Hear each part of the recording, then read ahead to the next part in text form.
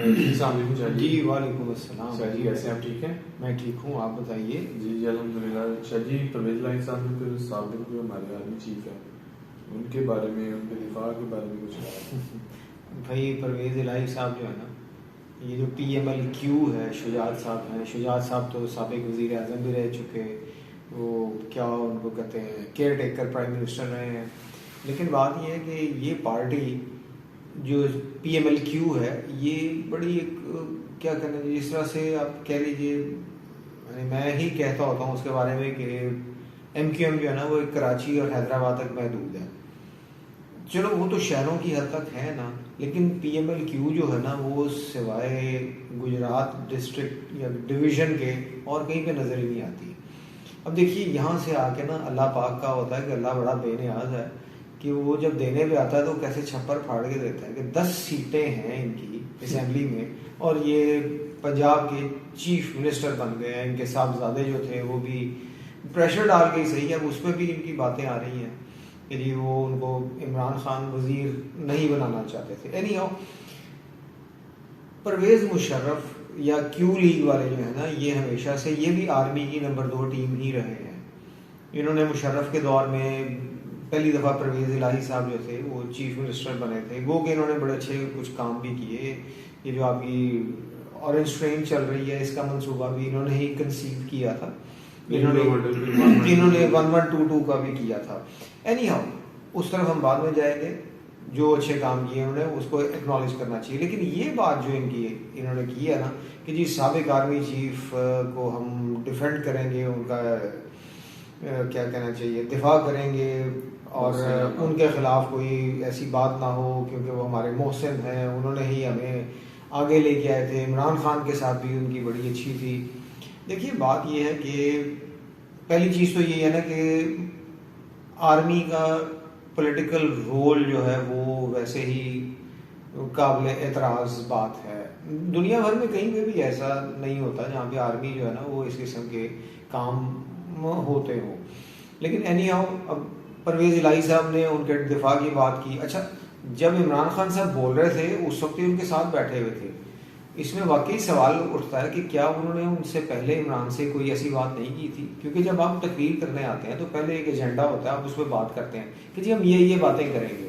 आपने वो बातें नहीं की, आप अगले दिन कह रहे हैं, हाँ रोक लेते हैं। बिल्कुल बिल्कुल ऐसा भी है, हो सकता था। लेकिन अगले दिन आप ये इस किस्म के बयान दे रहे हैं कि जी वो हमारे मोहसिन थे, वो उन्होंने हमें वो पावर भी दिलाई, हमारी मदद भी की। भाई देखिए, एक एजेंडा लेके आता है एक शख्स, या अब इसमें अगर कहें तो ये एक इदारे का एक एजेंडा होता है, वो उस एजेंडे पे चल रहे थे, उन्होंने चलाया। ठीक, अब जब उन्होंने कह दिया जी कि हम ए पॉलिटिकल हो गए हैं, जब आपकी वो पार्टी जब ख़त्म हो गई, उनकी दौर ख़त्म हो गया अपने साबिक आर्मी चीफ साहब का, बाजवा साहब का, उस पर इमरान खान साहब भी बोल रहे हैं। इमरान खान साहब की कुछ बातों पे मुझे सख्त एतराज़ होता है कि अब वो चीज़ें जो खोलते हैं ना बाद में, भाई आप पावरलेस थे, आप पावरलेस है तो आप छोड़ देते, क्योंकि आप कहते हैं हाँ यही है ना, ये चीज़ें जो है ना, जब आपके हाथ में कुछ नहीं था ना, आप उस वक्त प्रेस में जाते, आप रिजाइन करते और उस वक्त खोल देते। इनको उस वक्त आप लताड़ते, इनको कह लिए कि क्रिटिसाइज करना था ना, उस वक्त कुछ और बात होती, लोग आपके साथ और ज्यादा होते, बस यही प्रॉब्लम है ना। अब परवेज़ इलाही साहब ने जो ये बात की है, मुझे इनकी वो पुरानी बात याद आती है जब परवेज़ मुशर्रफ साहब मुल्क के स्याह सफ़ेद के मालिक थे, उन्होंने सारा कुछ कर रखा था, इनको उन्होंने चीफ मिनिस्टर लगाया हुआ था उस वक्त भी।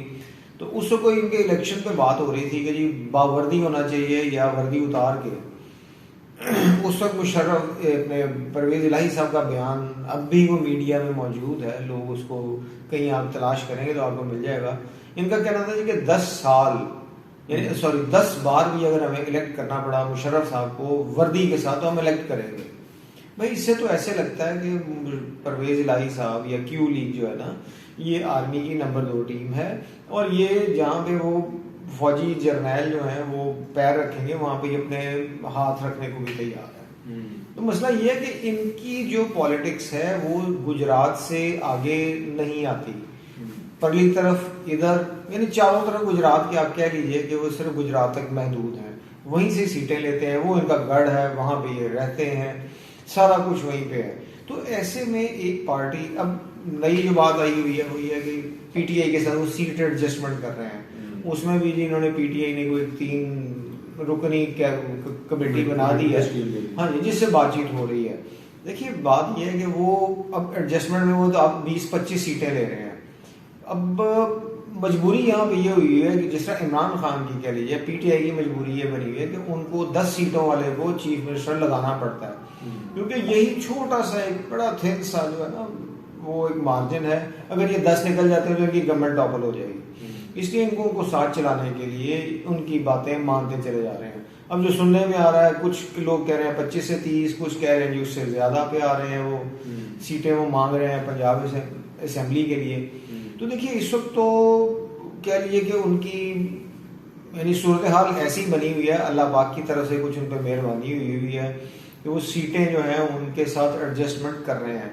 लेकिन इसका अल्टीमेट नुकसान जो है ना वो होगा पीटीआई को, इसलिए कि नून लीग, फिर वही नून लीग बहुत सियाने लोग हैं, बहुत उन्होंने इलेक्शंस लड़े हुए हैं, वो हर चीज़ को समझते हैं, वो जिस तरीके से चलना चाह रहे हैं, चलाना चाह रहे हैं, वो उस तरह से चलेंगे।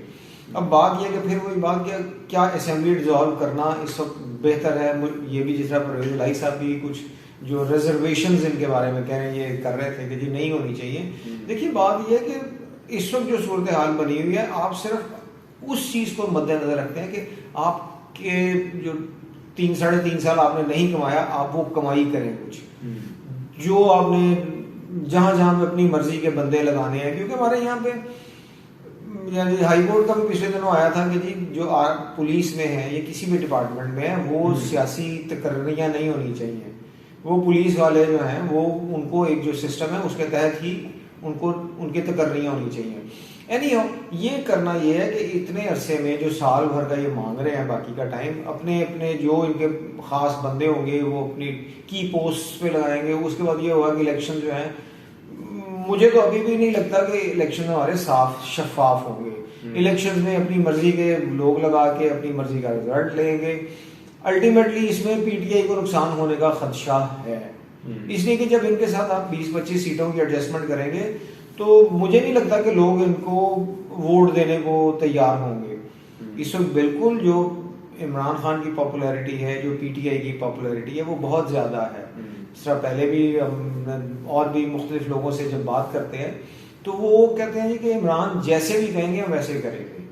अब ऐसे में परवेज इलाही साहब जो हैं वो उनका ये बयान देना कि हम आर्मी चीफ को, साबिक आर्मी चीफ को डिफेंड करेंगे, वो हमारे मोहसिन हैं।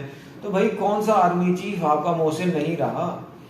इस मुल्क के अंदर अगर आप ऐसी बात ही करते हैं तो अगर यानी वीडियो अपॉलॉजी कि जो आर्मी चीफ चाहता है, जिसको वो चलाना चाहता है, उसके मुताबिक वो पॉलिसी बनती है और वो पार्टी को आगे ले आते हैं। तो यहाँ पे ये कहना है कि हम उनको डिफेंड करेंगे, उनको डिफेंड नहीं करेंगे। भाई परवेज इलाही साहब, आप तो हमेशा से आर्मी की सेकंड टीम रहे हैं, तो आपने तो ऐसा कहना ही कहना है। इसलिए कि आपने अपने जो कह लीजिए कि क्या कहते हैं पंजाबी में कहते हैं ना नंबर टंगना, आप वो नंबर टांगने की पोजीशन में हैं इस वक्त, आप कर रहे हैं और आप यही करते आ रहे हैं। इसी तरह से आप इक्तदार में आते रहे हैं। अब जिस तरह से यानी आप कह लीजिए कि जब इनको केयर टेकर प्राइम मिनिस्टर लगाया था इन्होंने, तो वो शुजात साहब को, तो बात यह कि इसी तरीके से आपको अल्लाह पाक की तरफ से कोई है, आप इस मौके का फायदा उठाएं, कौम के लिए कुछ थोड़ा सा जो आपके पास अब टाइम बच गया है ना, उसको कौम के लिए कोई बेहतरी के लिए कुछ सर्व करें। सिर्फ अपनी ज़ात की, अपने घर की, अपने ख़ानदान की, अपने बच्चों की ना सोचें। पाकिस्तान के जो 20-22 करोड़ आवाम है वो सारे आपके बच्चे हैं। आप सीनियर इस पॉलिटिशियन हैं, आपको चाहिए मुल्क कौम के लिए, इन लोगों के लिए, अवाम के लिए कुछ सोचें और उनके लिए करें। अल्लाह पाक हमारे मुल्क पर अपना करम करे, अवाम पे, हम पे, हमें अपने ज़मान में रखे यार, ये मेरी दुआ है। चलिए, थैंक यू वेरी मच। वालेकुम अस्सलाम।